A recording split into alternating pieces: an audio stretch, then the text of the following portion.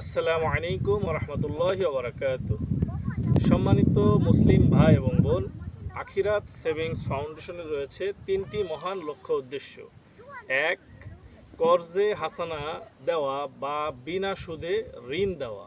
দুই, অসহায় দুস্থদেরকে এককালীন সাহায্য সহযোগিতা করা। তিন, সামাজিক সেবামূলক কাজ করা।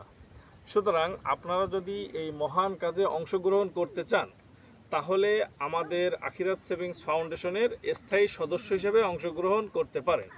স্থায়ী সদস্য হতে গেলে শর্ত হচ্ছে মাত্র দুইটা। এক, মুসলমান হতে হবে।